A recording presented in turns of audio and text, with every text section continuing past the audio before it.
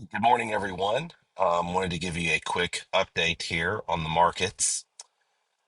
This is a classic example where I come on and basically tell you that you take what the markets can give you. Um,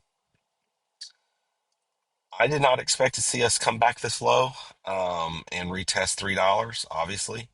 I was looking at this more as an internal wave four or an intermediate wave four. If you come down here to the hourly, what I was looking at was that you had your me show you. And this is why Elliott Wave is not a perfect science until it's in hindsight. But this was one, two, three, four, five. This was your wave one.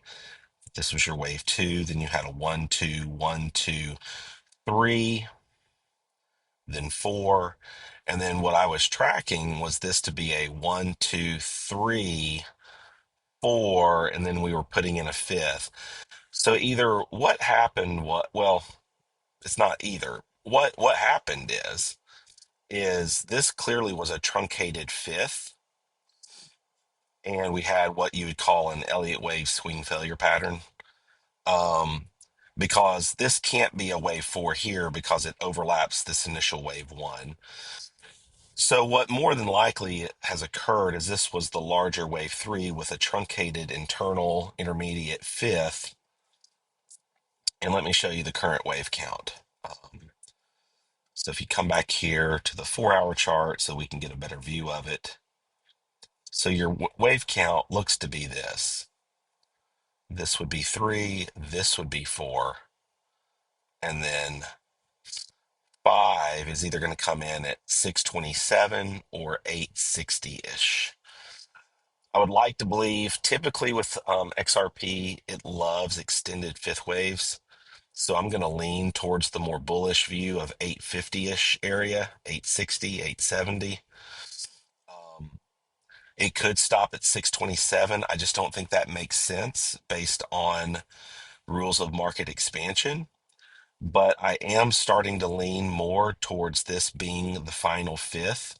And so the Elliott wave count here from the very beginning, back in November, back even before that, when we put that first one in, is that this is the actual count. And then this final fifth would sync with that. And let me change the degree of this. Um,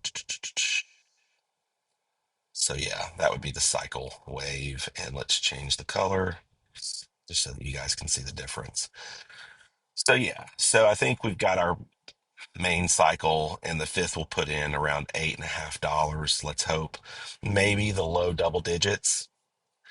Now, then you just have to go further out and you ask the question, okay, well, is this going to be just a larger wave one of a larger super cycle coming in?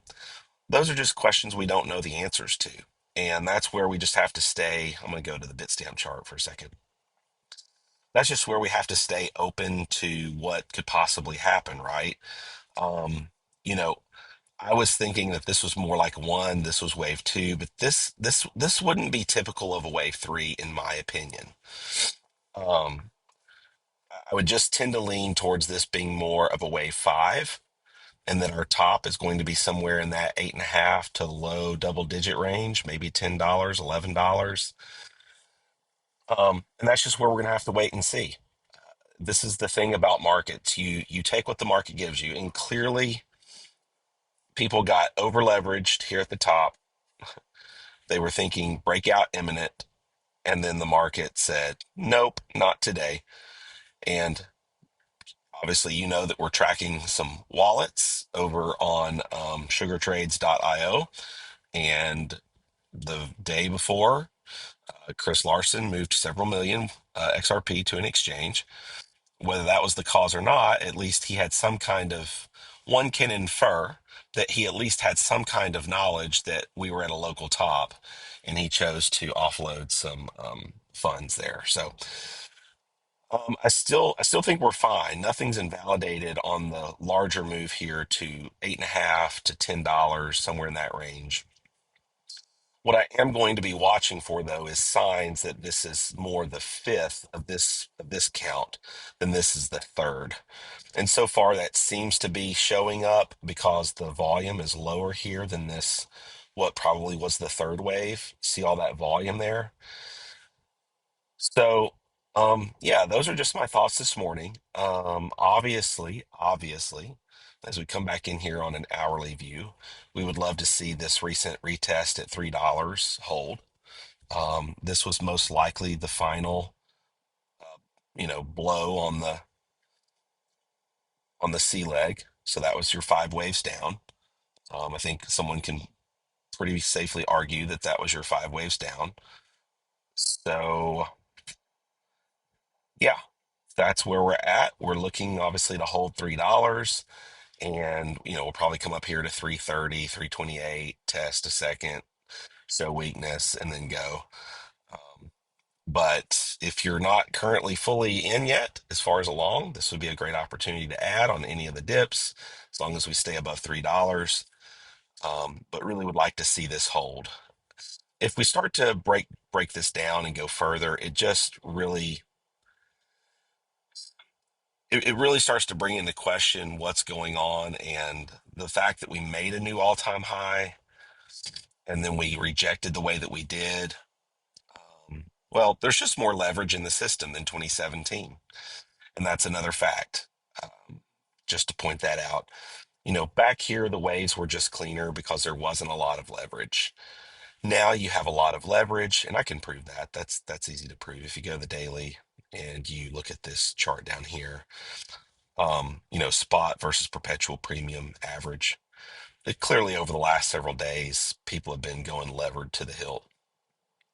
And then they washed it, right? I mean, look, they washed the leverage, and now spot is taking over again. So spot is buying here. Um, but yeah, people just get over leveraged. So yeah, we've had a reset on the RSI. Obviously, we would want to see this hold. Certainly have RSI hold above, really above where we're currently at.